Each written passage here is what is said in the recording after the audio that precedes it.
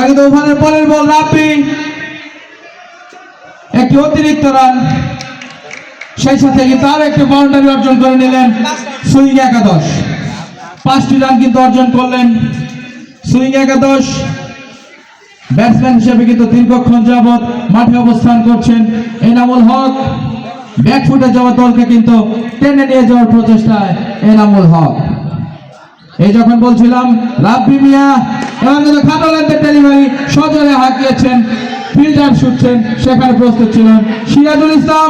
2টি রান দেওয়ার প্রচেষ্টা, একটি রান আউট হওয়ার সম্ভাবনা, সেই সাথে কিন্তু রান আউটের ফাঁদে কাটা পড়ে কিন্তু নির্ভরযোগ্য ব্যাটার এনামুল হক প্যাভিলিয়নের পথে। আরো একটি উইকেটের পতন সুইং একাদশের। আমরা কিন্তু দেখতে পাচ্ছি খুবই বিপর্যস্ত একটি মুহূর্ত অতিবাহিত করছেন সুইং একাদশ।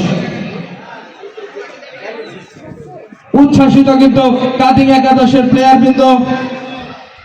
খুবই দৃষ্টিনন্দন এবং জমকালো আয়োজনে আজকে আমাদের খেলাটি, যার দরুন নেপথ্যে যেই ব্যক্তিটি অক্লান্ত পরিশ্রম করেছেন সেই ইলিয়াস আহমেদ নয়ন মিয়া, অসংখ্য ধন্যবাদ জানাই তাদেরকে।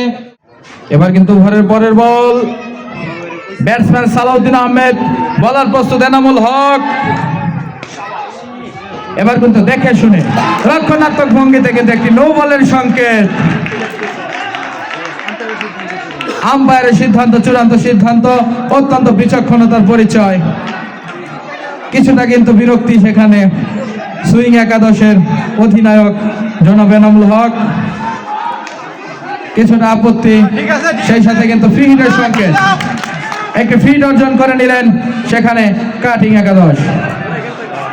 দেখা যাক ফ্রি হিটটা কাজে লাগাতে পারেন কিনা।